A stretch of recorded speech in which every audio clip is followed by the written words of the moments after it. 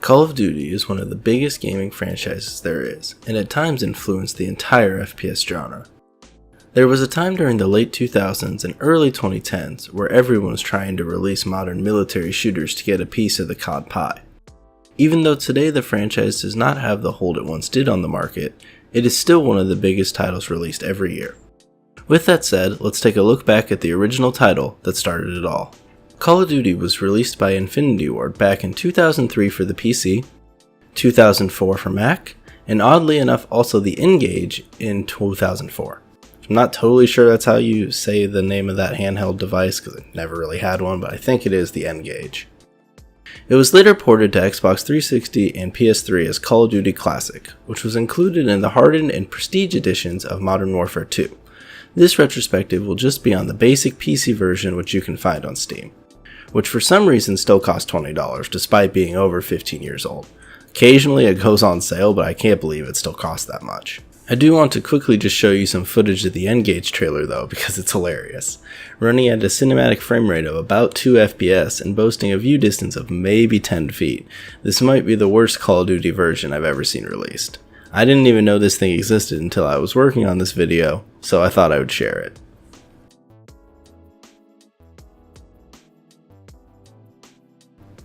Call of Duty was Infinity Ward's first title they released, as they had just formed the prior year, with many of the original employees working on Medal of Honor Allied Assault together previously. The game was fairly similar to Medal of Honor, as they were both set in World War II and had similar gameplay. However, Call of Duty innovated on the formula a bit by adding in British and Soviet soldier campaigns to complement the American campaign. Along with this edition, it is also less stealth focused than Medal of Honor and included computer controlled allies that accompany you throughout the game, which at the time was fairly rare in other war games. Getting Call of Duty to run today is still super simple. The Steam version will run without any changes unless you want to play in widescreen, which just takes a couple of quick edits in the config file and then you're ready to go. Although Call of Duty has stuck to a similar formula throughout the years and has been criticized for not changing things up enough, you can really tell how different the series was in the beginning. Things like regenerating health and sprint, that you may be familiar with from later titles, are not in this one. As I mentioned before, the game is split up into 3 separate campaigns: American, British, and Soviet. Starting with the American campaign, you play Private Ryan and go through a basic training exercise that shows the player the basics of the game. Infinity Ward has started some of their later games in a very similar way. After your training exercise, you are given a briefing and then off you go. Each campaign is broken up into missions that are all fairly short, most ranging between 10 to 15 minutes for a first run with some deaths included. All of the levels are just linear FPS levels, with vehicle or turret sections thrown in as a change of pace, which honestly are not very good. Most of the time in the vehicle sections, you are just riding along and shooting out at enemies, and the turret sections are just as boring as any turret section is in a game, with the added benefit of terrible muzzle flash. If that is the proper terminology, I'm not totally sure, but that's what we're going to go with. Using the machine gun turrets in this game is just painful, as you can barely see where you are shooting, and they feel like they have no impact. Don't worry though, the terrible muzzle flash is not just limited to the turrets. You also get it on any automatic rifle when you ADS. This, coupled with the lack of feedback for hitting enemies, can make it hard to tell if you killed someone when you were shooting at them. Along with this, the scopes in this game for some reason black out well over 50% of the screen, and just leave you with a little scope in the middle. Just as a disclaimer though, this could be semi-related to stretching the game to widescreen. I did not test without stretching it to widescreen though. However, I don't think that's really what causes it, because in the expansion, the scopes look fine even if you're playing in widescreen.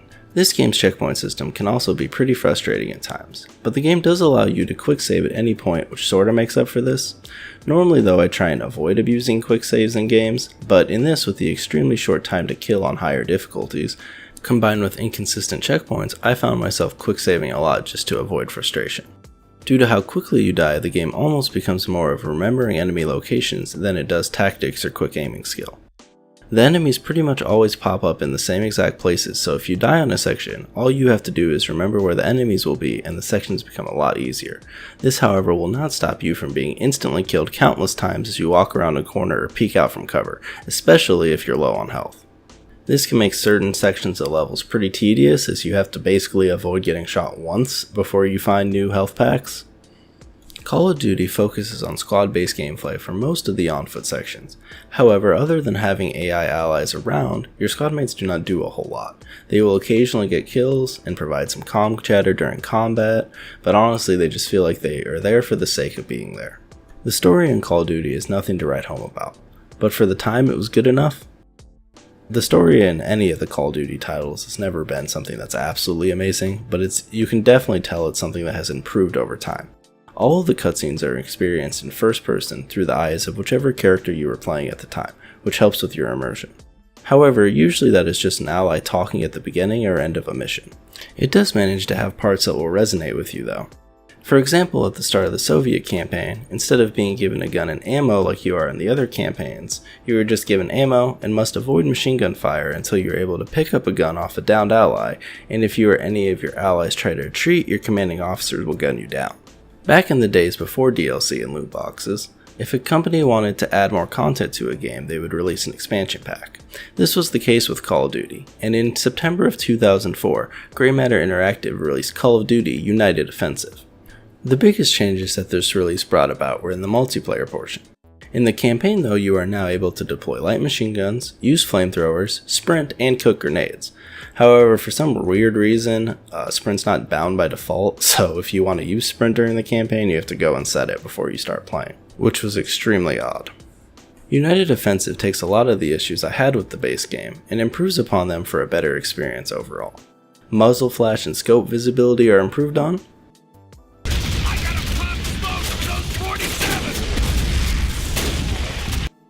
Mission length is also increased, so it feels less like you just got into a mission and then it's over. To add to this, the battles have a grander scale, so less often did I find myself just memorizing where a couple enemies will pop up to get through a section of a level. The variety of levels also feels a bit better.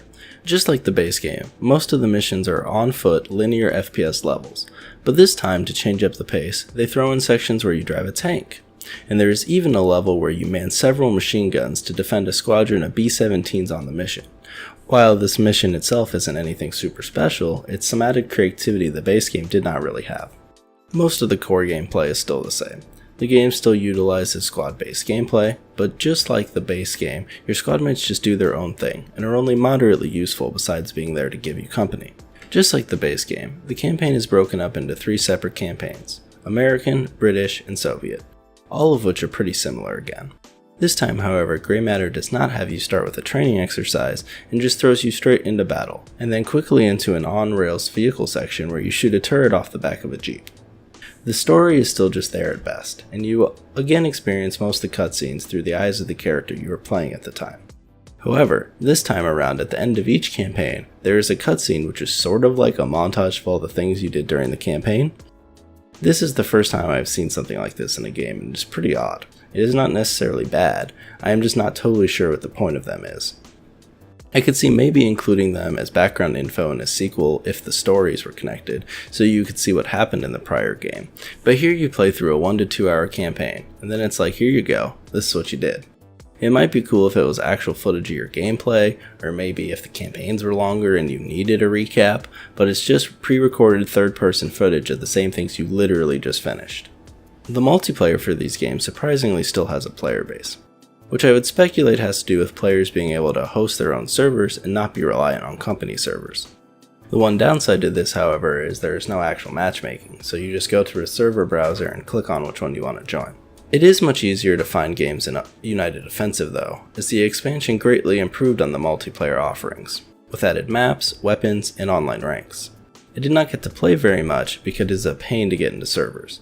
Either you have to download a bunch of mods before joining, or you get in and you find out none of the players are actually playing and they're all just AFK sitting in the spectator section. I'm sure someone will pop up and tell me I am an idiot and I just did this wrong, so if that's the case, that's my bad.